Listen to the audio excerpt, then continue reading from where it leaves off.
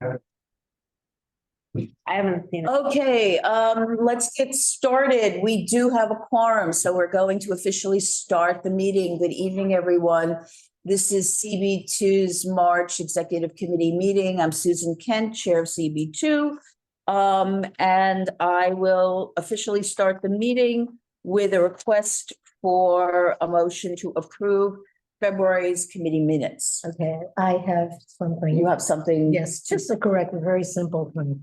Okay. Okay, it is on page. Oh, I guess it's page 4.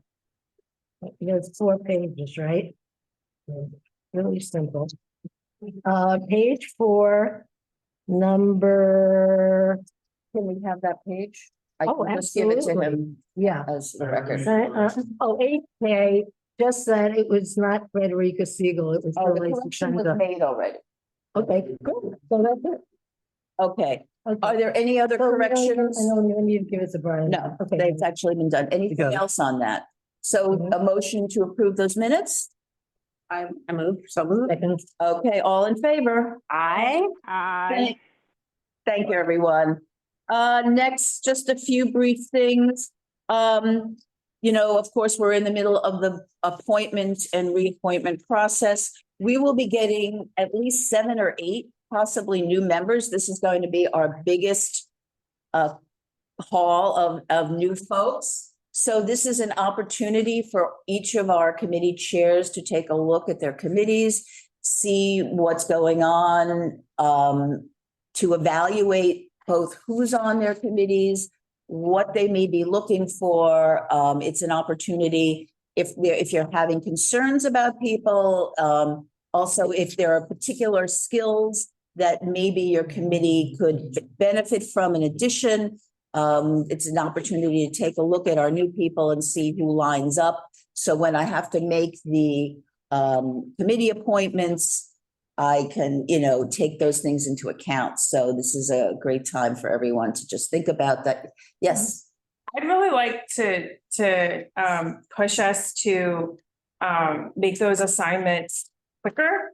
I think it is really important for the onboarding of that new member into a routine, and with committee chair who's emailing them, like give them 1 month. And if like the appointment's made after 1 month, I was assigned to a committee 1 month in. Of course, there were only 3 of us when Brian and I joined. But I think that's a big part, because I think we're seeing attrition.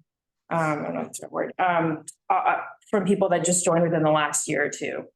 I think having that solid committee, even if it's not where they're going to stay, at least they have some sort of structure, because you can kind of be a lone ranger on the board without a kind of a group of people and whatnot. I think that's important. Yeah, I agree with you. And yet I guess the reason originally was to allow people to kind of feel their way around the board and see what the committees were like, and maybe some middle ground. Maybe that does some middle ground where people get appointed to one and then the second one comes after they have a chance to, go attend meetings. Hopefully, we always encourage our new folks to really take advantage of their non-assigned status to attend as many meetings as they can and get a sense of what's out there. But this is also an opportunity for each of our committee chairs to evaluate where their committees stand, and a chance to, in the sense of they also feel that they've got members that maybe are not, they'd like to see more out of. And this is an opportunity for us to consider that as well. Part of this. Absolutely clearly, the concept of a person coming to a meeting of a committee before being appointed to be sure that it's a fit for the person. Well, yes, absolutely. That's part of what we consider, and it's always something that goes into weighing, and I think people's it'd be interests. useful to have a conversation with a prospective member as well. There's a lot you try to take into account. Ultimately, it's where people are needed, where there are, I try to allocate, bodies in an even way. People will get made, try to give them one preference choice, but not necessarily, you can't make everybody happy. It's a balance. Part of the commitment of joining a board is serving the needs of the board. So, but these are. It's also the reason this happens, everybody, is because of the time frame. And many people have never been to the committees they want to be on. I'm sure everybody will see, but they get appointed in May. Yeah. It becomes June. And then it's the summer. And so this is the challenge of appointing people to committee. I'm just. No, you're from the right. past, It's and delayed. it's not getting in anybody's way. Yeah. It's just a factor of timing. And that's why this comes back. It's summer. It's right when people should be hitting their interest level. Right. Yeah. It's And true. That's. And unfortunately, the process has gotten drawn out by the borough president's office. It used to be that people started April 1st and they had April and May, and they were really had a little bit more grounding before we hit the summer. And as this has gotten drawn out, we're sort of paying a price for that. But Why yeah, don't they start April 1st? They haven't been. because the borough president the office hasn't finished the process. Okay. It's things get drawn out and everything, so it's. Are the results supposed to be in by April Yes, 1st? don't we get the appointees that we've been getting them in May? We've been getting them in May. Last year, we got them in May, which was the latest that they've ever been. For example, applications, there was an extension of the deadline just once. In years past, it's been extended multiple times. So hopefully since they cut that off, maybe we'll see it. But Interviews should be wrapping up this week. today, it was officially the last day. We have folks sitting next door who are actually finishing up their interviews. Well, if our concern is more them not feeling at sea, because obviously we can function without them, because we are functioning without them, then maybe it's just a question of managing their expectations. Look, it's also, this is why I'm reaching out to all of you as committee chairs. It's like, if you get somebody new, it's about engaging with them, finding out, then you can talk to me and we can see who these people are, where they think they may do their best. It's an opportunity. Look, it's a challenge. I have a question. We don't really have many opportunities to get to know our new board members. I don't even on that. Is there a chance maybe when they get introduced to ask them to give a minute about themselves or their interests or why they decided to join the community board? Maybe that would help us as community members to know something about. It's just an idea. No, I recall rightly, and I may be wrong, but it seems to me we used to have some sort of get together. Does anybody remember? I don't know that the New board ever members? sponsored it. Certain individuals have done that in the past. We can talk about that, maybe something when the weather gets a little nicer. We can talk about if maybe just get together at a particular location so people can talk to one another. We've done that in the exact past. We have. That's been a chance to. Yeah, that's a good idea. Might be a good idea. If new members came to exec, you could get a chance to see That's a good who's part of the new crop of, appointees.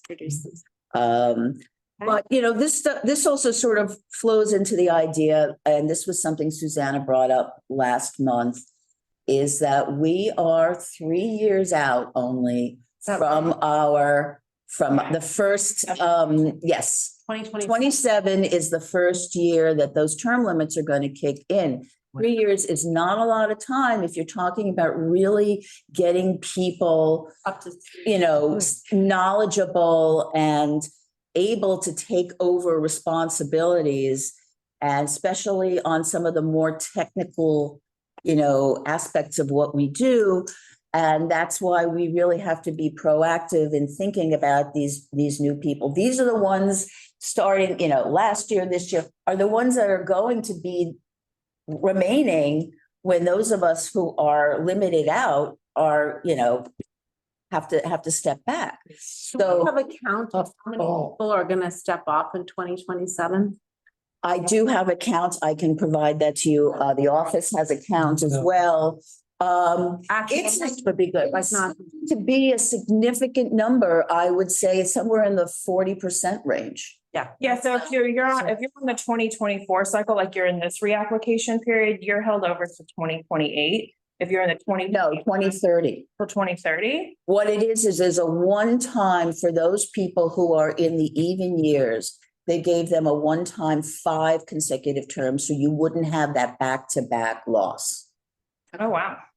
So if you were reapplying this year and you started and you were a member as of 2020, you will finish off in 2030. But if you're reapplying for next year in 2025, then you end in 2026. That's correct. That's intense. Yeah, Yeah. that's a big deal. One other detail I was wondering about, can those who are term limited out apply or be put as a public member? Yes, public members do not count there because they're not appointed, they're not board appointees, they're committee appointees. It's at the discretion, of course, of the board. But it would be very awkward to have a former board member giving direction to I think the that existing is, new board members. We have former board members serving as public members right now. They are a tremendous asset and we should not, I yeah, have somebody exactly. right now on my, If you're running SLA, which is pretty technical, right? Who's the public? You know, Exactly. yeah, that's fine, but like, if there's gonna be a new chair, it's gonna be someone who's been there for 3 years, and it's great to have a veteran on the committee. But if you don't want, I mean, the guy who's in charge or the woman who's in charge needs to know what she's doing, otherwise she's taking directions from a public. Absolutely. That goes with the skills of knowing how to run a meeting, which is why we're talking about it now, so that we start to think about. And that's part of identifying on each committee, which folks you think are those that are most likely to, have that, whether it's having those skills, having the interest of doing it, it's not just about people putting themselves forward. It's about us finding it within them because they have a passion for it. And it's, these are learned skills. I mean, I think. We can help people if we can identify them. Yeah, I mean, I think that that committee chairs should even consider assigning someone in the course of the next year or two to replace them and offer to be their vice chair for a while. I would love As to a see half- folks, I would love to see each of you taking a look at your committees, maybe considering, a turnover before we get to those term limits, so that we have an opportunity to have smooth transitions, no loss of institutional knowledge. And, and to the extent that you have to go back and tweak things, we have an opportunity to do it. So Can you share that count and that list? I absolutely will. All of executive. Absolutely will. No problem. And we have done that in the Landmarks Committee, and it's been valuable when I'm not there, that Susan is seamlessly the chair of the meeting and writes the resolutions and so forth. Right. That's a great example of having a vice chair who would be ready. I just don't know what her timing is. See, that's going to be part of the calculation as well, is do you have somebody who is not also term limited out? You've got to calculate that into And how list would picture. be. Let's see. I really don't have much more else. I just wanted to mention, to the extent that there is anybody from the public on the meeting, our last item on the agenda is going to be an executive session. I just wanted to let folks know that we're holding an executive session to discuss certain personnel matters, dealing with performance and compensation, and that will come at the end of the meeting. So you should know in general why that will be occurring. And with that, They'll have to move off. and yes, and at that point, anybody who is not a member of CB2 has to leave the meeting. Okay. So, and with that, I will turn it over to Mark. Thank you. So the biggest thrust of what I want to present, and pardon my back, has to do with we'll be conducting an election on Thursday night. Reminder, we're at 75 Morton Street, the beautiful brand new middle school. And we'll be in the cafeteria, but unlike every other cafeteria in a public school I've been in, it doesn't have really loud freezers in the room, so we should be able to hear one another. I am especially grateful that I don't have to beg tonight for members of the tally committee. Thank you to Susan Gammy, who has stepped forward. Frederica also put her hand up, and so did Donna. So I just went with the first person who said yes, and I'm grateful to all for not having to do that. By the way, the borough president's office is a little bit scrambling because they were intending to attend this meeting virtually, and the tally committee kind of needs to be in person. Caroline Wexelbaum, the representative from State Senator Brad Hoylman Siegel, will be the third person on the tally committee. So that is now set. In the materials that I circulated to you and also available on the table is the proposed ballot, both the paper ballot for those in person and I sent the link for the online ballot. I believe that the efficient way to do this is that anybody who has a device with them in the room on Thursday should feel free to vote online. The reason is that automatically populates the Google Forms spreadsheet, to which we will add the results of the paper ballots. So the fewer paper ballots, the faster we get the answer. This is an uncontested election. Only I can be at risk of actually losing that, but it still needs to be done according to the bylaws. And there is no bylaw that says that in an uncontested election, for example, you can do it by acclamation or something. We don't have that, so this Right, is. and we need a record also, that's also Correct. why. We need a formal, Need a vote of the majority present. right, correct. Correct, but yeah, there's lots of reasons why, but I'm just explaining that we have to actually do this. Question for the chair and everybody around the table that occurred to me as we were talking. Where on the agenda do we want the election to occur? I would assume after the public session, and maybe at the very beginning of the business session. That's usually where we do it. Okay, Yeah. so that's Then what you have the whole business session to tabulate. Right, and announce at the end. And the bylaws actually say that the ballot box is supposed to be open for an hour. I think that's in hybrid. No kidding.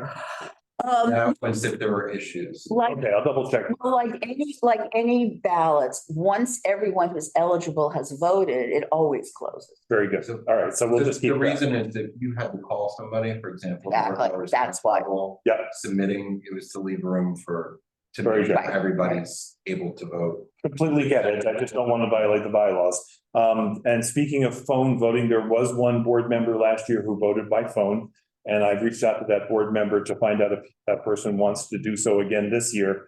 If anybody else wants to vote by phone because of technical issues, they should contact, I believe, me, the district manager, and I'll make sure that that is facilitated and give you the number. That's all I've got on voting.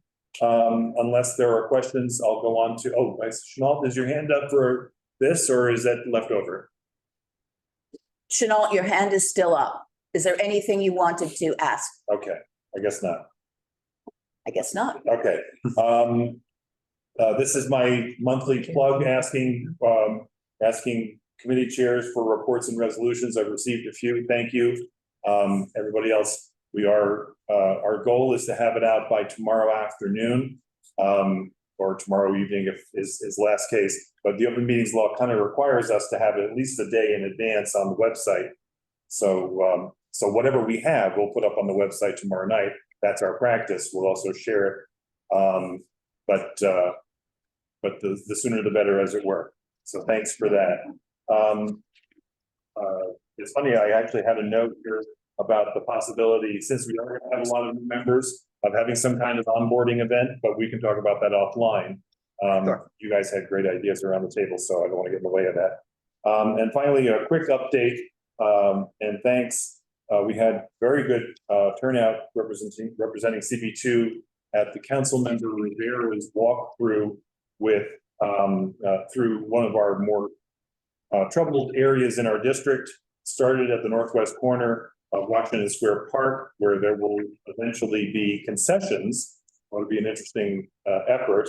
And then we went over to West 8th Street and spoke with a merchant who has been beleaguered by some of the aggressive and unfortunate behavior along that strip, and then around the corner to with the MTA to the West 4th Street ACEBD subway station, and a lot of good dialogue there. Unfortunately, Gutter Riverside couldn't make it because they were actually engaged in their work at the same time, but NYPD, both the precinct and transit police, DSNY, Washington Square Park, plus the Conservancy, the Village Alliance, a lot of the people around this table, and then staff for Senator Hoyleman Siegel and Assemblymember Glick, and then the MTA, both the station folks and reps from the MTA police and higher up. So anyway, a good turnout, and so thanks everybody for that. Unless there are questions, I see one. Valerie. Yeah, what, Hands go first. moving forward, we used to email out like the reports as a Word document form, so I wasn't sure when I was supposed to send in. My report is not a resolution, it's just a report of the outdoor dining working group. So how are those gonna get distributed if they're not, like, one, how is that gonna get distributed? Because I know people are interested in that topic. And two, are we gonna be sending those drafts ahead of time? Or are we just waiting? Are we just now going to wait for the full board packet to read anything? So upon, it hasn't been a uniform practice, but from time to time, I've advocated that we send reports that do not have resolutions as part of the full board package. And I'm delighted to do that, and I think it's a good thing to do. And generally speaking, we just sort of stick them at the bottom of the agenda, which becomes the table of contents of the board package. So I'm delighted to do that this month, and actually every month if that's the will of this committee. And the other way they get distributed is that there's a separate place on the website for, in effect, I think it's called minutes, which essentially is the minutes of committees that didn't produce a resolution. So those are the answers to your question, and I'm glad to do that tomorrow. Sure. Mark, any follow-up on the West 4th Street Station, the north entrances, yesterday morning, I was there somewhat early, 7:30 or 8, and it was terrifying to try to get into the station. So it's not just the A platform. happy place. I have called 311 twice in the last month, and I'm not a nutcase caller. Well, thanks for that. I can tell you that you're not alone. I'm a 6 foot tall, 200-pound man in not bad condition, and I don't walk through that station on that entrance. So that's really. Yeah, so, okay, to do with that, I'm just curious if the powers that be that attended that walkthrough had any new suggestions, any actions that they have in mind that they shared? You're probably aware that NYPD has been stepping up police presence in the subways themselves. Well, yeah. And in that station, to Chenault's point, in that station, there's almost always someone in the southern end of it. The weird thing about the West 4th Street station is that there's no West 4th Street entrance to the West 4th Street station. Right. So the 3rd Street station entrance always has police officers, usually 2 of them. Not all of them from the 6th precinct, by the way, and not all of them transit. They rotate through folks through that station. And then they also, so there's somebody often on the platform as well as in that entrance to it. Yeah. But the entrance that Chenault was talking about doesn't really lend itself to that kind of a police presence. So no one pays into this advice, but I would keep walking. The rest of the journey. What I'm about sorry, the one rest second, of the sorry. journey? So you can't talk over one another. I'm sorry. There are two specific things. One, Chenault, is that the lighting is going to be changed at that entrance. 2, there are already installed real-time cameras that the NYPD will now have real-time access to. You can see them up there. They're covered in plastic. They're going to be uncovered. But the cameras that were there, they needed a time period to get any access to them. So presumably that means that just like Washington Square Park Way in the past, they will have a live feed. So somebody who is at the other entrance can see what's And happening. respond. So that's really, And that's a big step forward. It's lighting too, because it was very dark. Yeah, they've improved It that was light. very dark. It was uncomfortable for me. and what about the rest of the route that they went on? Were there? Something as simple as the transit employees in there. Vests that identify them as. Okay, being- I'm sorry. We have two people talking at the same time. So, what, would you just finish whatever it is and then I will go back to Shirley. That everyone- even in the stairways and the entrance, I gather their employees are sort of monitors. They have vests on and they're not policemen or anything, but they're transit employees and their presence clears it out completely. Uh-huh. So it's not necessarily a police necessity. We saw that. Part of the, okay, I'm sorry. Now I'm going to go back to Shirley. I just wanted to finish my question. So what about the rest of the areas, say the park and? But I need you to I talk know, but towards the Village microphone so that I everyone know can the hear. Village Alliance has been working valiantly to try to get some solutions there. So one solution that the Village Alliance has been working on is, I'm gonna call it mediation training. For the employees of the stores that seem to be the targets for the aggressive behavior and unwelcome trespassing. I guess part of the problem is that the employees are so nervous about this presence that it's been hard to keep employees at these shops. There is an increased police presence on the block. It is just for visibility. It's not like they're stepping up arrests for vagrancy and things like that. Although they have been taking arrests for a variety of drug offenses that they made that point. Captain Zeikel made that point. Yeah, so some of that is, and then of course, Goddard Riverside, the Manhattan Outreach Consortium provider in our area is there practically every day, I hear. So Well, it sounds like maybe some steps are being taken. they are, the one thing that recent activity has been a little bit better than the worst that it has been, but then again, it's been cold. So I guess the real test will come when the weather warms. Speaking of the police, I should add one quick thing. I attended this, there were two auxiliary police officers who were killed in the line, I think about 17 years ago. Yeah. And there's a street renaming for them on Bleecker Street. They have a little ceremony and Every year. and I attended and it's actually quite moving. And so CB2 had a little presence there too. Anyway, that's my report. If there are any other questions, I'm here. I don't see any hands up, so let's move forward and the calendar. You do have multiple months attached. I know we've got some issues, particularly with the form. Yes, Valerie. For July, Mhm. the outdoor dining working group, we're gonna need either the 8th or kindly ask for 10th if land use or parks and waterfront are not going to have resolutions driven for that month. We're just, that's gonna be probably when we get hit with the bulk of our applications based on what I'm hearing. So we're gonna need more than, 3 days, resolutions board. Well, fortunately, that's enough time right now, so we can talk about that offline and work all of that out. Yeah, This is either Monday the 8th, or if land use and parks aren't going to meet on the 10th, Let me, I'll take that date. yeah, let's look at that and we'll figure, yes, Rich. Yeah, Mark and everyone, I think we missed parks for April. It should be on the 3rd. Ah, okay. Thank you. And anything else? So we gotta talk about one committee on one night. Yeah. For your chairmanship, this hasn't been solved. This has been an issue since going back to Joe Hamilton being chair. Mhm. And we just talked about this. Mhm. Why there are problems with people being on committees is multiple stuff. So how Correct. can we get What's the question? There's 3 meetings potentially on one night and then consistently on one night. Typically. Cannot happen.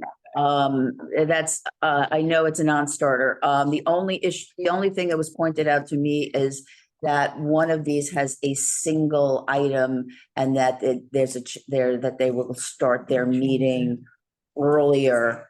We do have an open date on the 9th. Oh, But this is actually going to require the tough part is we have so much to do is a question of possibly rethinking some of our committees in terms of how the work is allocated. And maybe this is simply a question of we can only have as many committees as you have days to hold meetings. And that at certain points, even though you want to have a committee dedicated to a particular subject matter, it may not be feasible because you can't offer that committee a consistent access to the calendar. This is not I can't answer that question off the top of my head. And of course, we're always dealing with, there are some months that are always tougher than others. When we develop a profile of committees, it's got to be based on having, geared towards the months that are more difficult, not that the months that are more open and have extra days. There's also got to be a reality that those committees that are application driven, that are time sensitive, simply will have to take those priorities, have to get moved to the front of the calendar, and that we have to consider, having committees meeting, that last week, in the sense of that there are open days, there are flexible days. It's, I would love to hear ideas about, rethinking some of these things. It's, over time, we've simply expanded in response to the amount of work that we're given. That's part of the problem, is that the amount of work that's handed to us keeps growing. So of course, what do you do? We start out, we're disadvantaged because we work on 4-day weeks to begin with. Unlike every other agency in New York City. Yes, Frederica. Thanks so much. Can you tell me why, it's a little bit of pre-planning, but why in July is land use and parks on the same night? I have no idea how that was laid out. That's like, Because 4th of July holiday. bumps us Right, from- ordinarily they meet on the first Wednesday and nobody wants to meet on Independence Eve. Sure, but there are a couple of people who would be affected by that, so things may change. We can just pencil it in, but just wanted to point that out. Thank you. Susanna? I just wanted to point out that Human Services, as you know, is mostly a self-driven committee, which means that if you need that day, you should speak up. Okay. Because we don't have to. And it's always been very helpful that you meet in that last week, which gives us, it's one less to consider. It's, yeah. The other thing is we have 3 new meeting dates that have to take place. That's right. For board that we didn't have years ago. And all 3 of those committees have to have their meetings with a week or 2 of full board because they have deadlines for submission to the agency. And that's, so with cannabis and outdoor dining, there are super hard deadlines. Quality of life also has hard deadlines on the short activities. SLA has the hard deadlines as well. So right there, you've got five meetings. Yep. That have to happen before board. And generally, there are tops 10 days of those meetings. However, there's also, Human Services is at the end of the month, which could also be regarded as the beginning of the next month. So if you wanted to, Which is, yeah, exactly right, which is may have to be the reality of anything that is not time sensitive. Yes, Janine. As I was walking here, I was listening, and Carter, where you're sitting, you not be heard clearly online. Yeah, you'll just need to move closer when you speak, and not more, probably more than that. Sorry, Patricia.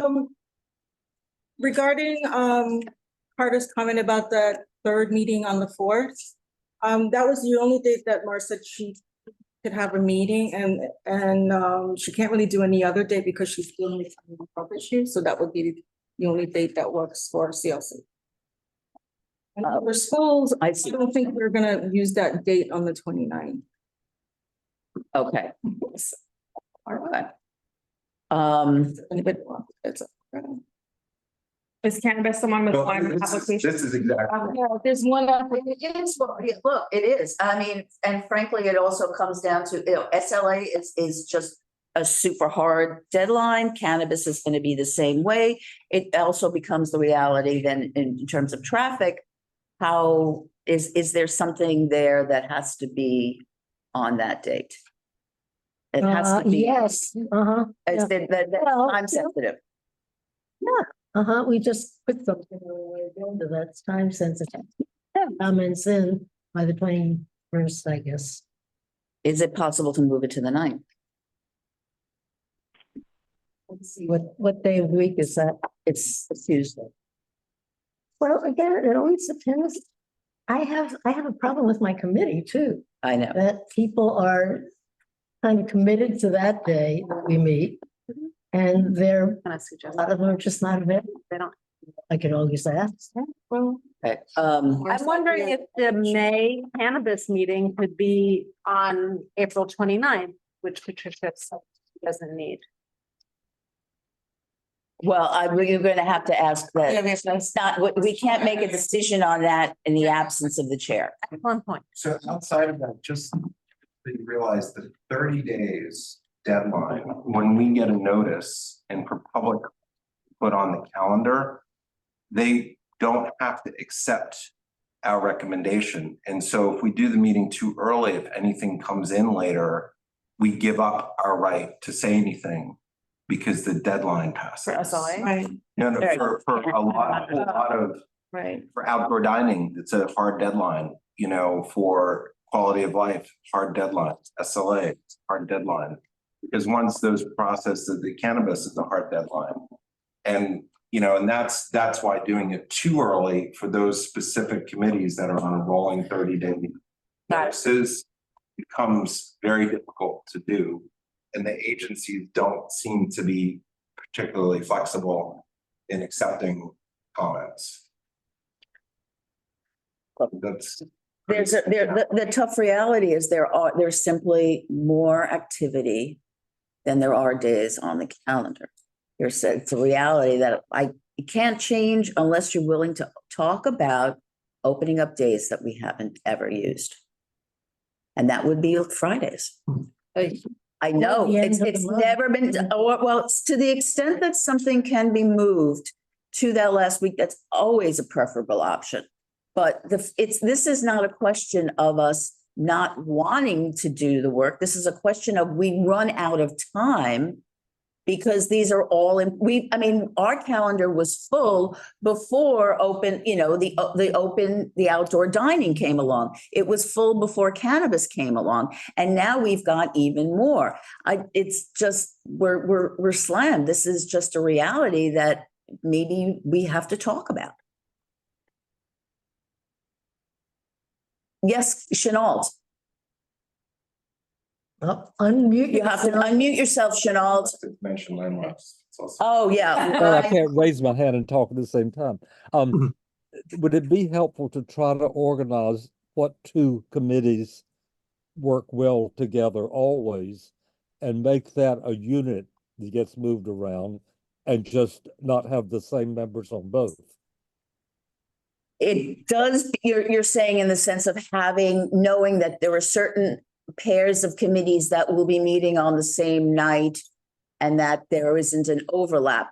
It's one thing to consider not having an overlap of committee members, but then you have other people who simply want to attend meetings that are going to have to start making choices. I mean, that's always the difficulty, is that you're then precluding people from, whether they're in the members of the public or just other board members who are saying, there's an issue that I want to opine on. And that's always the risk. These are just all trade-offs that are gonna require more thought. But yes, Frederica, I'm sorry, I'll get to you next, Susanna. Don't you think we should give priority to community members rather than other board members who would like to, attend other meetings? I don't know that it's so much of a trade-off in the sense that it's a part of the whole package. It's like we first have to get things set up. I mean, of course, we're here to serve the interests of the community, but we have to have something that functions and functions consistently, or else we can't help the people that we're here to work on behalf of. Yeah, Valerie. I think it's very simple. Either your committee has an agency-driven deadline for the month or it doesn't. And if it doesn't, then it has to move to that latter half and you'll just have to go to the next month. And you'll have, 10 times to bring something to the board versus 11. Yeah. I mean, that's just the clearest to me. And it's not about, if there's no agency given deadline of a 30 days or 40 days, then it just has to move. I mean, I don't know how else to do it without, like, either you are or you're not. And Yeah. I think. I mean, it is probably the fairest way to go about this. It may make, and the truth is, if you are in the last week versus the following week, which is the first week of the next month, you're not really talking about much difference.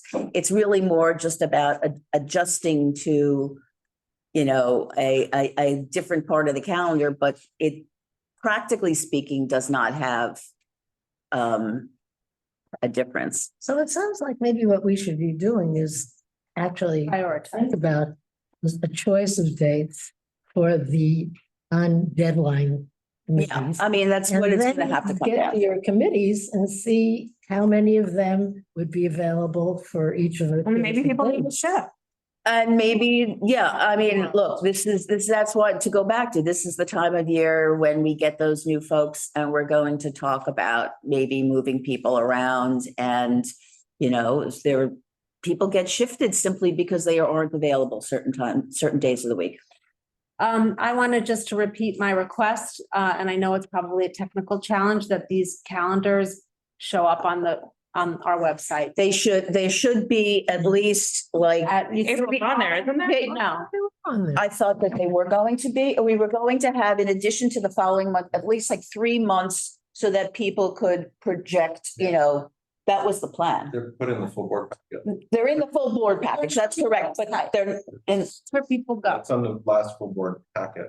Yeah, we can put it on. On the website, I look for the calendar, it's not on the. It would be helpful, but we'll have to put a notation on that those are work in progress, so that they shouldn't be taken as seriously, in the sense of they're not as thought through as the very next month's And then calendar. I think also, doesn't the board office have to put the Zoom links and all of the different components and the Eventbrite link and all of that? So. Well, that's one thing to have a complete calendar for the following month. I think the point of having beyond that is simply a planning tool. It's just a plan. That's not going to be part of the process. Yeah. May I, I'm sorry to interrupt, but would it be acceptable therefore if I did the actual calendar when you click on calendar for future months and simply say, Yes. human services, save the date? Yes. And not. Tentative date or. Exactly. It will not have That's any of the elements of That can be a done quickly. formalized calendar. Right. It's just to help people plan, to see what might be coming down the road, and it's subject to change. That's the most we can offer anybody. So this gets in the way of another thing, which is the Google Calendar is becoming our archiving tool, and it's a terrible place to do that. And that's the problem, is because all of our presentations are saved in the calendar Yeah. instead of being saved on our own website, under committees, et cetera. So it really is a part of a bigger problem. Because you can't. of how we use our calendar. You can't, whatever, I missed that, but that's okay. We don't have to take time in the meeting. It's already 7:20. But we can discuss. Yeah, Valerie. Fine. I would like to ask a request if the office can email the committee chairs. Hey, there's a calendar email blast going out at this time. If you have any updates, get them to me by X time. Because there's been times when I didn't know a calendar was going out and then I would have had updates, but I didn't didn't know what I didn't know. So we could just, if there's just a regular cadence, if there's anything you want to go in the calendar, if it always goes out on Fridays, get it in by noon on Thursday or something like that. So there's some sort of way that we just know, especially since hopefully we're not gonna have any, also, I have updates for mine and I will with different applications coming in, that I know that the office will get, but I also think, just in general for anyone later in the month, so that way it's the most kind of up to date that it can be, and, that would be helpful, as well as ideally, we won't have anything on the calendar that doesn't have an agenda item, right? So. Right. Okay, so if I could jump in on that, glad to do that. Just in terms of planning toward the latter part of the month, it goes out on a Friday. In the early part of the month, or actually the last week of the month before, is when we need to make sure that we're getting advance notice for SLA. And then the same applies to, generally speaking, that's also when we put out for street activities. And then the following week, it's landmarks. We try to stay a week ahead of that in terms of the agendas, because that's when the agendas close. So early part of the month, figure. You just send a quick note. Hey, if you have any updates, this is gonna go out. Like, just send them the week of. Like, it doesn't have to be, I won't remember like every day, but if you could just say, hey, I'm setting up the blast. yeah, sending out this Friday at this time, get me your items by noon on Thursday or So this something. week is Friday. So, you know, is it Got it. noon? Is it 3 o'clock on Thursday? Just whatever that is, so that way we know, everyone knows and they're made aware. Okay. Okay, if that's for now, the calendars, let's go to our standing committees and working groups. At the top of the list is Arts and Culture. I saw Ivy online. She's down there, but She is down there. If she stepped away, we will come back to her and start, then we'll go to cannabis. Patricia, do you have something on cannabis first? Okay, why don't you go ahead? Probably covered it in your report. I wasn't here for it. We met with the Office of Cannabis Management on the 13th. I did not mention that. I usually leave those for the committees. Okay. Along with chairs, district managers, and cannabis chairs from the Community Board 1 and 3, Senator Kavanaugh, Harvey Epstein, and reps from other elected offices. We were able to share some of our concerns, but no real information was shared. The governor just assigned someone to oversee OCM operations to try to fix the issues they've been having. We were, however, able to illuminate a bit of the CB process for the OCM. The day before that meeting, they published a long-awaited list of existing proximity protected proposed locations. In CB2, the existing dispensaries are Housing Works, Mac Village, Dagmar, and Union Square Travel Agency. Elevate at 481 Broadway and Bromley at 52A Kenmare were both approved by CB2 and are on that list. We denied a proposed second location at Union Square Travel Agency at 598 Broadway, yet it appears on the list. We will follow up with the OCM on the proposed locations that have yet to appear and were denied. For the April 4th meeting, we have one adult use general license that will appear. And that address is 330 Spring Street. And that's the cannabis license committee. Great. Anybody have questions about cannabis? If not, Ivy, you're now back. So is there anything you want to share with us? You're muted. Sorry, I showed up late in the meeting, so I wasn't back. No, I have nothing. Okay, you have no reports. That's just fine. Thank you. I just wanted to check. Human Services. we did not have a meeting in February because we were going to, and it was canceled because of the lawsuit against Mount Sinai Beth Israel. We are meeting next week, and we are going to have an update from Paul's Place, which is the one operating shelter in our district. In April, by the way, I'll just mention this now because I know that this is a subject of keen interest. We're going to be hosting Bridget Brennan, who is the special narcotics prosecutor for the DA's office. She gave a presentation to Eric Foster's office in the fall about trends in substance use and blah, blah, blah. And so we're going to do that. And that's all I have to say. Okay, yes, go ahead. Just a protest for Beth Israel. Oh, yes, there's going to be a protest, which is Saturday at 11, I think. Hold on a second, thank you for reminding me, I've sort of been in and out on this, and it's not, why is it not on this calendar? I think it's at 11 o'clock on Saturday, and it is at 17th Street and First Avenue in front of, no, it's on Sunday. It's on Sunday.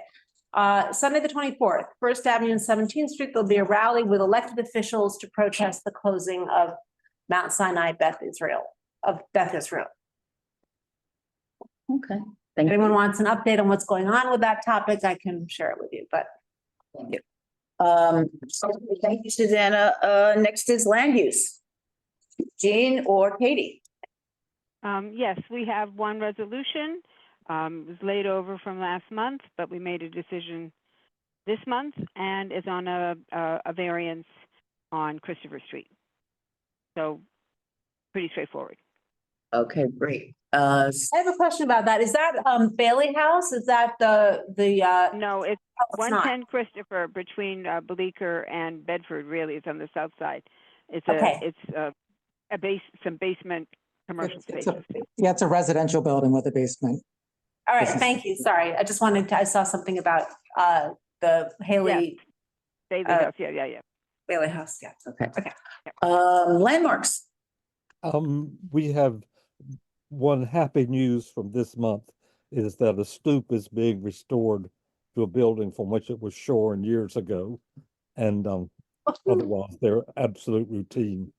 And we don't know, next month, we don't have enough to know about 1 or 2 meetings, which is always the issue.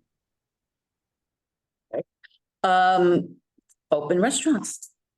So we are the outdoor dining working group. We are not the permanent open restaurants working group. Okay. So we met this month, earlier in the month, to discuss our process for reviewing Dining Out NYC roadway and sidewalk cafe applications.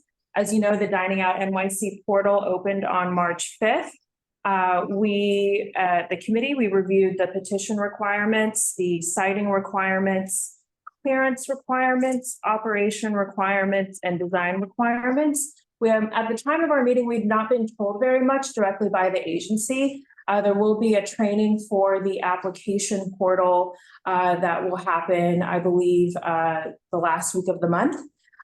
Those are happening on a borough-wide basis, and that is to show community, it's directly by DOT for community boards and community board staff. And it's to show how to access, from an administrative point of view for someone with the city email address, so someone on the staff will have access to the portal to see our applications. We will get notified for an application, and DOT will give us the due date. So we don't have to do that math, though I do have it logged out kind of where things need to fall as they come in at any day of the month. And where they'll fall on the calendars. You know, we have 30 days for the review of roadway cafes, and it's not a review, it's a comment period. Our review period for sidewalk cafes is 40 days.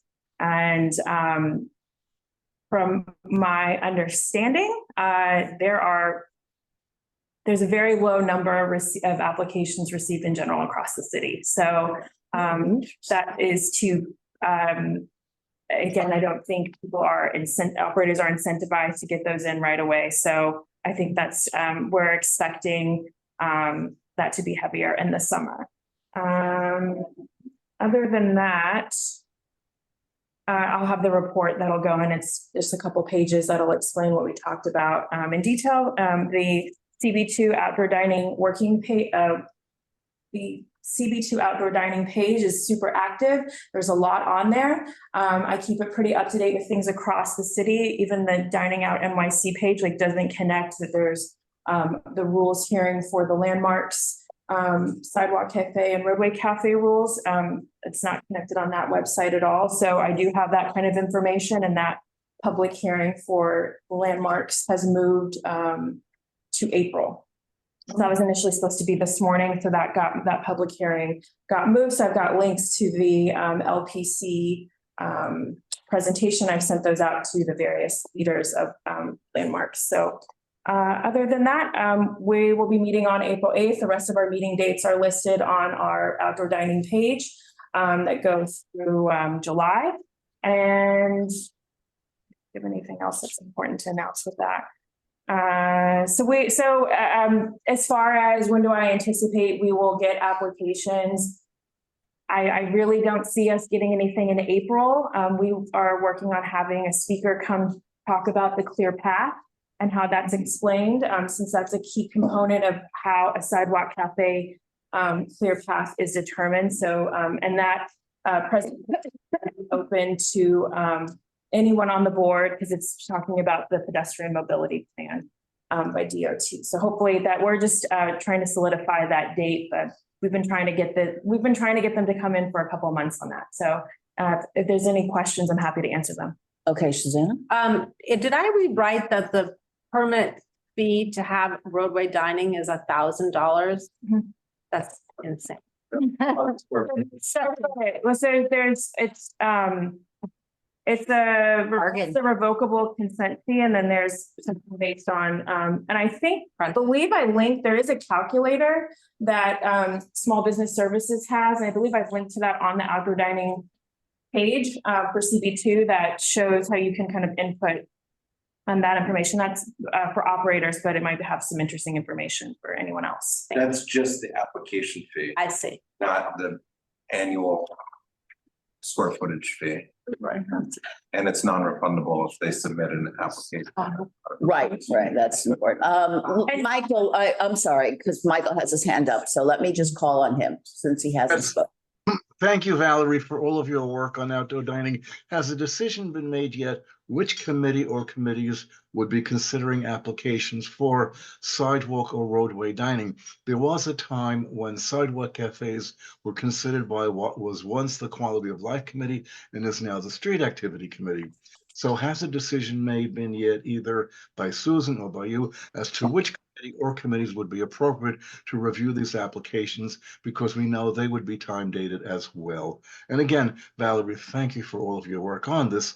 Do we know who will be doing the consideration when it becomes law? Michael, a great question as always, so I will answer that. So the outdoor dining working group is going to get us through this first part of the process. So these are 4-year licenses. So what happens in the next 4 years when those are up for renewal will be up to the chair at that time. There's 2 parts as there were before in the pre-pandemic program, where a application for a liquor license in a sidewalk cafe is a separate entity. It always has been. That's why on the committee, we have on the working group that is handling the sidewalk cafe applications and roadway cafe applications, has Shirley on it, has Carter on it from FLA, has Donna on it, has Stella Fitzgerald on it, who had worked on Speaker Johnson's office on the survey of outdoor dining cafes. And I want it to be very clear to everyone that we are looking to have a streamlined, efficient process that's fair. It's very clear in the rules what it is that we can opine on. And I've also gotten further clarification directly from DOT today as to what that feedback requested is. So we're looking, like I said, it's not amped up right now, but both from what I'm hearing also from industry and from lawyers, they're expecting this to be a heavier load in the summer months. And I know that is an issue for a lot of the outer borough boards that don't meet in July and August, and that's a lot of when this book is going to happen. So, yeah. Thank you. Okay, we have more. Yes, Shirley. No, I just wanted to ask Susanna, because I really don't know about the charges. $1,000, you said insane because it's high or low? Oh, no, it just seemed to me very low. And Carter points out it's just the permit. But there's a breakdown. There's. I just read that it was, it's just giving away our curb space for like nothing. Well, that was one of our criticisms, was that it didn't take into account where in some parts of the city that might be a more appropriate figure. But when you're here in our neighborhoods, with the demand being what it is that it's not. And if it actually probably be surprising to everyone, that, as you know, there are 4 different sectors. All these new things, there's corridor categories based on the pedestrian mobility plan. And then there's the sectors in terms of the financial cost of, and so all of CB2 is not in the most expensive sector either. So there is a variation if you look on that map, which I believe I have linked, or you can go to the Dining Out NYC page. It's linked to see, you can look at the map and see that not all of CB2 is the most expensive sector. As well. Yes, Brian. I was wondering if community board members happen to have a tape measure on them as they go around the community and measure these pathways, where would they register as, say, a complaint that seems to be lack of adequate clearance? So it's kind of 2 parts, right? It would be a 311 complaint. It's actually not true. On the original application. It has to be the measurement. That's a violation after the fact. So you're saying that somebody verified that the application The way it works is that they provide a diagram which has all the measurements on it, and then they have to conform to that diagram in perpetuity. And it's that diagram has all the appropriate values. So the complaint would actually be that they're not conforming to the diagram. And who sees the diagram? The diagram is. Start archiving these. Right. That you're missing, it's the diagram. This is why sidewalk cafes had very few problems before. Because the diagrams show the legal setup. Right now, there are no diagrams for any setups. And so there's nothing to point people to the legal. It's just the square footage they self-certified with that you can see on the open data list right now. So but again, that may have changed. Is to the meeting, the original. So you go to what site in order to find out if the actual measurement meets the diagram? The city has not shared that yet. Little methods of operation on SLAs. You don't, I'm sorry, Ash. So does it come down to if you have a reasonable belief that what's out there couldn't possibly be correct because it's just not safe? Say somebody simply has too narrow. What would you do? You may not have a diagram, but you're saying common sense tells me this can't be right. Is that would be a 311? Well, no, but the temporary program is different from the permanent program. Right. So what Valerie is talking about, you're talking about is the permanent. The temporary program is much more gray. But if you notice, we're not in the temporary program anymore. We are. Still are. We still are. There's this transition until the new licenses. No, the only temporary program ends 30 days after the new license has been actually approved. And that is at least 4 to 5 months out from what has been said. Yeah, they've said 5 months for roadway and 6 months for sidewalk cafes. There's so many other factors that could lengthen the time in the sidewalk cafe, the city council call up. There could be a DOT public hearing or not, but every roadway cafe will have a mandatory DOT public hearing. And so the temporary does not have the same clear path as the permanent program. Which is why I think there's no incentive for a lot of operators right now to rush to enter the permanent program because they're still able to operate under the temporary. And why spend the money and go through and have to jump through the hoops when they can make it through the current season without it? What's the final date when it flips over? August? Okay. You have until August 3rd to apply for the Dining Out NYC program. If at that time you have not applied, you will need to take down your setup. If you're still in the process of getting approved, you can still, if you've applied, you will continue operating until the 30 days. At the end of, once you're approved, DOT will automatically has a trigger to go visit your premises at the end of that 30 days to check if there's something not in compliance.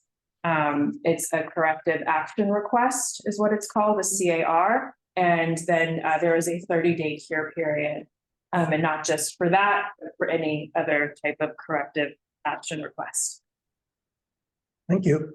Know a lot. Okay, I don't see any more questions, so let's move on to parks.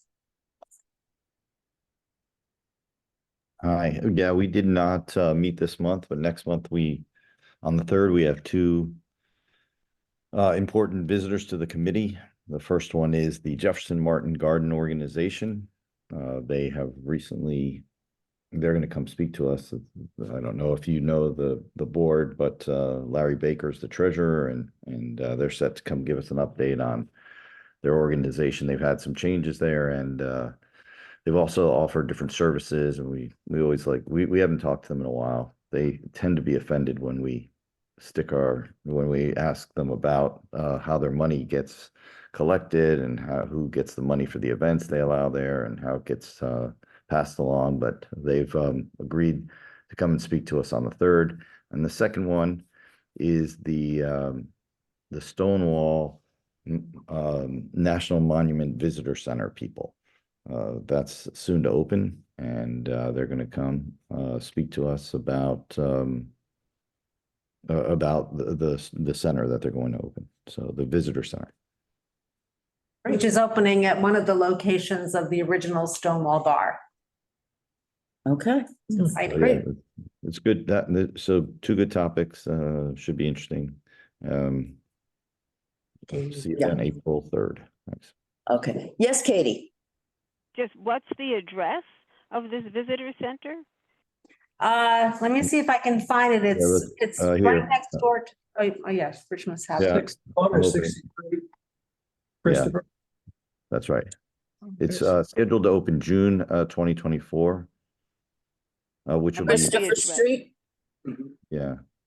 Do you want I know, do you have the actual, Rich? No, I'm Is looking it for, on that block it's gonna between be, Waverly and 7th? no, it's 51. It's 51 Christopher Street. Okay, Yeah. thank you. It's next door to the Stonewall Bar. Yeah. Yep. And Okay, the thank original you. Stonewall Inn was both of those addresses. Correct. Yeah. So believe it or not, it was it'll be 8 years since President Obama designated the Stonewall National Monument. So it's been a long time coming. Great. Thank you, Rich. Schools. Oh, I'm sorry. Did you have something else to add? I'm sorry. No, just said you're welcome. Oh, okay. It's my politeness, my courtesy. We're ready for it. Strange experience. Schools. Okay, we met on the 11th of was it this month? Yeah. And we had Lainey Hazen from the Class Size Matter give her insights and discussion on the class size working group, including District 2 and citywide data. We had one resolution urging the DOE to implement the proposals of the class size working group and comply with the new class size law. The resolution is pushing the DOE to follow through with the suggestions of the working group and comply with the recent law regarding class sizes. It stresses that New York City students have a right to a good education, backed by a previous court case. It points out the benefits of smaller classes and legal requirements for gradually reducing class sizes. Concerns are raised about the budget cuts and the lack of clear planning in the capital budget. Community Board 2 is asking for more money for schools, clearer plans for where new schools will be built, and careful analysis before making changes to how schools are used. We also want to involve CECs in deciding where new schools are built and are pushing for the adoption of the class size working group's recommendation. If the necessary actions aren't taken, we are asking that the state education department to step in and enforce the plan to reduce class sizes effectively. And Lainey is going around to all community boards. She just went down to CB1, and that committee I know approved the similar resolution. And I think she's going next month to CB4. I'm not sure about Lower East Side, but she's making a round about this. Got it. And we're not meeting next month. Okay. Any questions? Seeing none.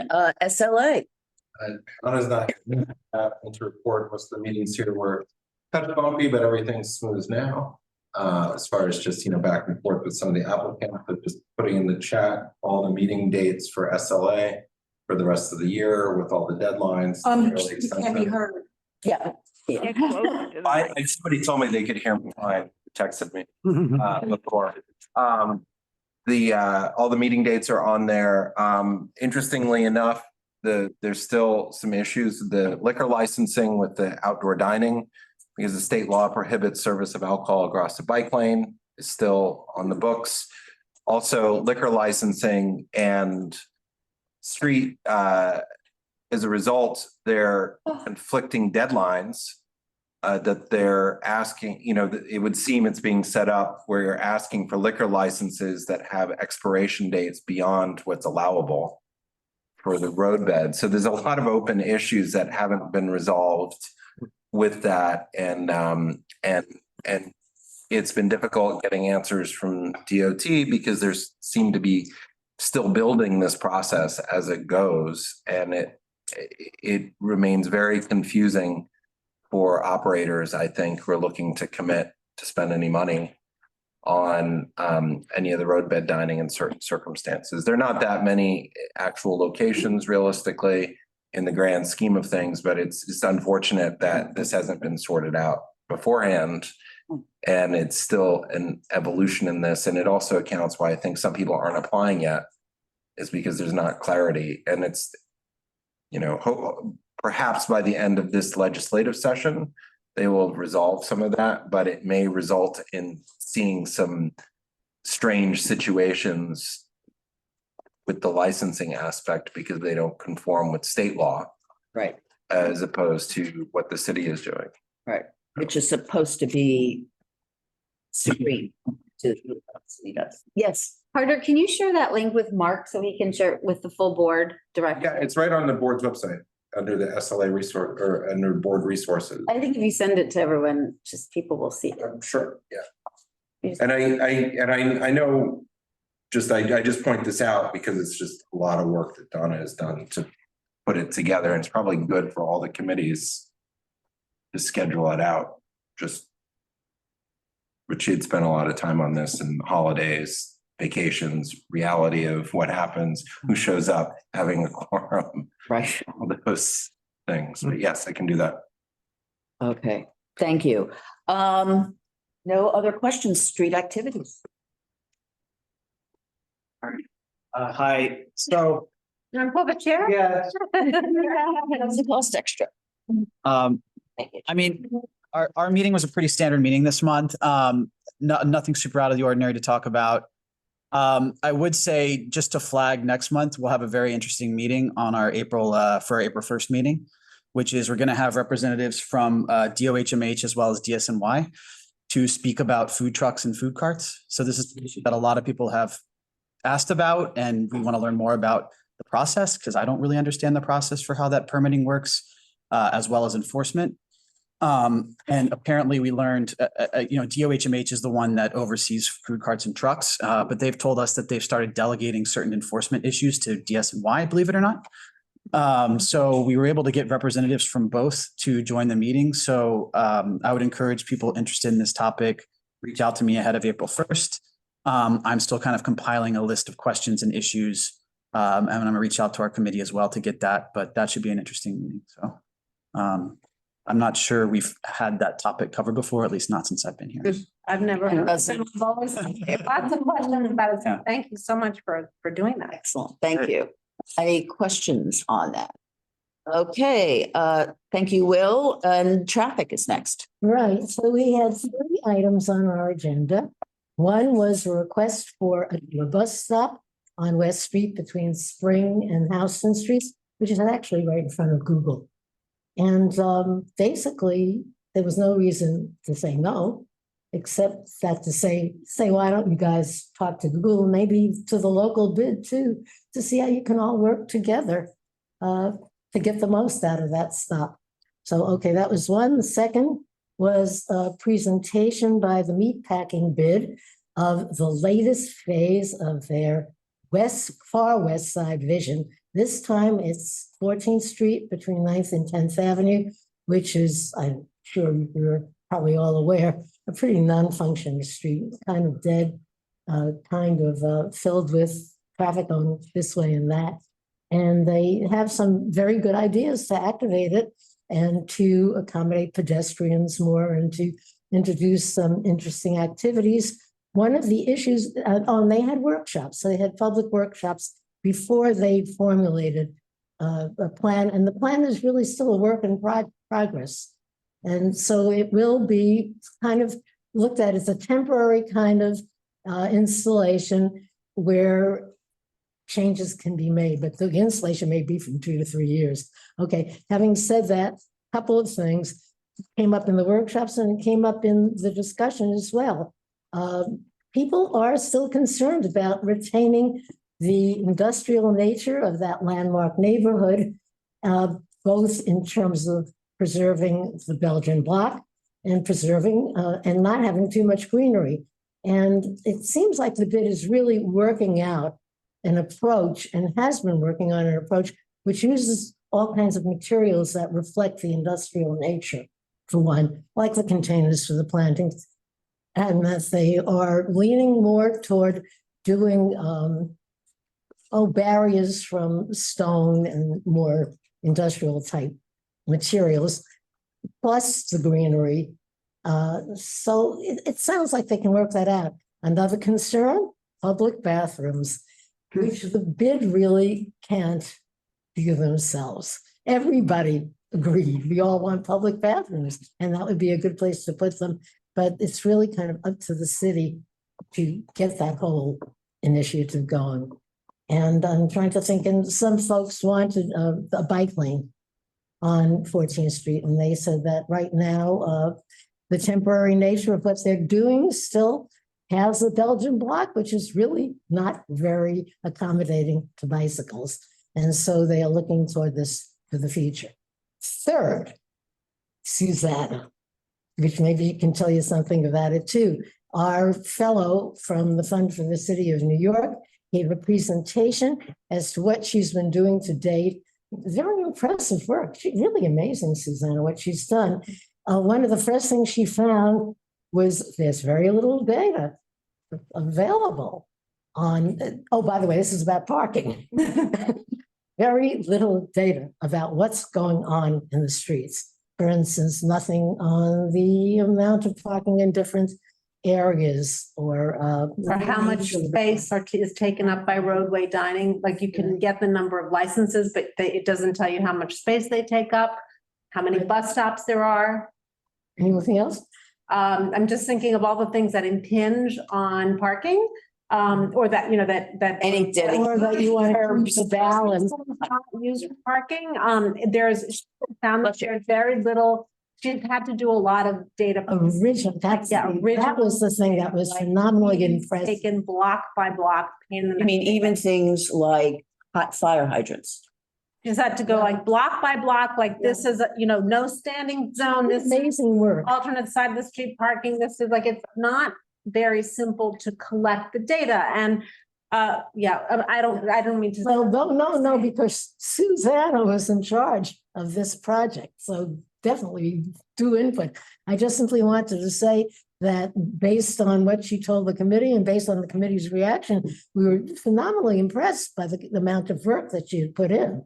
She had actually gone from block to block, doing her counts, doing all kinds of measurements, collecting a phenomenal amount of original data. Yeah, the sad part is of very helpful for future studies, to measure issues that may come before. Is this work complete? Not yet. No, she's going to give me a presentation in April. The sad part about it is that because the data is not so readily available, because she's had to do so much of it by hand, there is not going to be what we were hoping for, which is a ready tool to be able to at least do comparative measurements, community district by community district, of how much parking versus demand there is. There are community districts that in their statement of needs have asked for more parking. And of course, we have lots of transit. We probably have a lot of parking. And the hope was to come up with a tool that could be used at least to give some sort of comparative measure of where we stand with that. But at the moment, I think that at the moment, you can't really replicate it. I think maybe one of the best things that will come out of the study is that we'll be able to have resolutions that really push the city to come up with more of this, to make it more relevant, to map it and to track it and make it more readily available. Yeah, I see. It sounded from what she had said too, that both city planning and DOT had said that the data that she collected would be useful to them because they have some. Katie has her hand up. Katie, do you have a question? I want to go back to 14th Street when it's appropriate. I had a question about that. Why don't you ask the question then? Okay, I mean, surely, we've asked for a long time for the granite strip on the cobbles of Morton Street. And we know the example at, what is it, Canal and Varick, that Right. they, coped with it. Was any of that part of the 14th Street presentation? I mean, the DOT No, could do because that. I was simply talking about 14th Street, and Katie, we are after DOT for that, and also, I just, there's a Clarkson Street. We're asking for that granite strip there too. And DOT originally said that they were doing Clarkson, oh golly, I think in 2021. And here we are. And they're simply telling us that everything has been delayed because of COVID. And so now they're talking about Clarkson maybe this year. And we still haven't gotten any resolution on Morton. So we'll But I just. was also thinking about, can that solution be used on 14th Street to help with the bike lane, but not ruin the, the sort of stone field? Yeah, well, that's a major capital project. Yeah, I'm sorry. Mark has some information on this. Yeah, I was on with DOT like literally at 5:30 this evening, so I haven't had a chance to write this to Shirley, but since it's coming up, DOT is following up on, no, it's not. It's the one it's Gansevoort, basically. There's a portion of Gansevoort that has the granite strip. And so essentially the proposal is to have complete from Washington all the way to 9th Avenue and 13th Street on Gansevoort. And then I think the other way is on is on Horatio Street rather. And so that would complete the loop. It doesn't go all the way to the river though, but I think the cobblestones are only in those units. So anyway, that's a look ahead, but that's what they're going to be coming to Shirley for. Oh, ironically, they do the other things we asked for. right? But that will lead essentially to 14th Street. Once you get to 9th Avenue, you can get then to 14th Street. Anyway, that's what they came back with. Ironic, not the ones that you were. Yeah, and actually, Clarkson is really a priority there. Commercials there. Yes, Will. I was just gonna ask on this parking study, so is it just looking at sort of static data? Like, is it how many parking spots are on any given block? Or is there any way to measure? It seems difficult, like throughout any given day, like this block has, X demand for parking, as in there's almost never any open spots, or this block has more open spots. The short answer is no. It's not going to be a tool to be able to use like where is there parking now? Apparently there are some apps that are crowdsourced that can do that. Yeah, the question it was trying to answer was, do we have the right amount of parking? The urban planning has a whole new approach about parking and about the use of the automobile and about the use of the curb. It's great. And many things have chipped away at parking. And so the question is there a point at which that becomes onerous? More city bike, great, more roadway budget, all that is there a point at which that becomes a burden? So the hope was to be able to find some sort of measure of supply versus demand. And that's obviously very tricky to capture. So I don't know if that answers your question. No, because it seems like it's a shame if there's no way, there hasn't existed yet a way to measure that, because seeing once congestion pricing comes into play, how that changes, and if you don't have kind of the ex ante data, yes, you can't really see how it Have to do with this though is digest this and decide where you want to go with it next. This could be project for the next fellow. It could This be. is, you know, seeing what you do have versus what you may want to have. It's, you know, it's only until we put it all together and see where we stand and then consider things like congestion pricing or anything else and then decide what we want to, you know, we have never had projects with fellows where they picked up where somebody else, in the sense of each fellow had a discrete project. But there's no reason that we have to do that. In fact, the idea of having a building on something really is a very special opportunity, especially if this data proves to be, you know, sort of inspiring. One of the things, Will, that's difficult to capture is whether people who have cars think that there's enough parking. You know, does it take them half an hour to find a parking space, or did they find it in 5 minutes? You know, Well, and she's composed a survey to try to capture that, and obviously a survey is it's a flawed tool. What, or they pay for parking it? Well, that's easy to measure because you can look at the parking garages and see what prices are, right? So if a price is $400 a month as opposed to $1,000 a month, that tells you a little bit about demand and supply, right? So. A question. Yeah. Since we couldn't attend the meeting because it was conflicted. So this is to your point. This is the place to discuss it, but there is something to Susanna's point with planning. And I really appreciate her bringing up. The city has the open data on every single street sign in the city, but is not done in a way that you can see it or extrapolate. And so a lot of what this study is doing, why isn't the city doing it? And why isn't it available to everybody? And why aren't we pushing DOT? Well, that's one. Because, and I bring that up because it's literally mapped. So you have somebody doing a lot of work that why aren't we pushing DOT? Because can you imagine if you can pull up in our district how every street is used and just see every linear foot? What? And there, that they don't have. That's a broader discussion. I have a question actually for Shirley next. Yeah. Public bathrooms, that was a topic that was suggested for our committee. Would that generally fall under the purview of your committee, or should I be trying to entertain that? Public bathrooms. It's not a mutually exclusive thing. It depends on where if it's logical to you. No, I'm just wondering, have you ever done anything on public bathrooms before? This is just brought up because it was within the plan. Right, okay. And so you look at it in a holistic manner. What else will go there? I understand, Well, but it's not a that'd be topic. great if you could have some public bathrooms there. So, yeah, Okay. good for anybody. I Say have one, may I? Ma'am.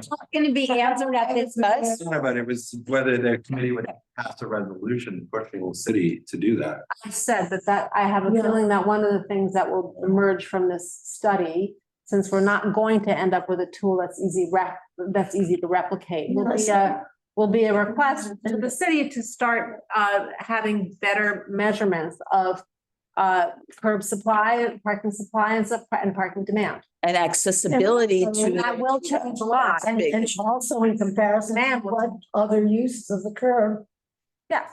might be preferable to go there, or Yeah. it might be in balance, all these kind of things. But I did want to say, one other thing that Lucina did say, and this is to address what Will was saying, is that she said, of course, the limitation is that the figures are constantly changing. That the patterns are constantly, and how do you keep track of that too? So maybe that's part of the. Yeah, I mean, because we're already starting to have city bins, those aren't mapped anywhere, there's public realm manager. Right. And having this all done right now as they unroll it seems to be the time to start pushing them. That's what, right. Okay. And I'm sorry, Brian, did you have a question? Well, if it's a relevant question, you mentioned the cobblestone or the Belgian block streets where I've seen that the new streets that have been laid down with the blocks have lasted less than a year. 6 They months. pointed that out. Yep. What is so wrong with the contracting and bidding process that we end up with these inferior streets? They're as bad as the ones that have never been fixed. Yeah, and they, by the way, referred to it, the bid referred to that, and that they hope that if they could minimize the traffic on these streets, that at least maybe. Yeah, that's not really. Yeah, no, it should be made for the traffic. That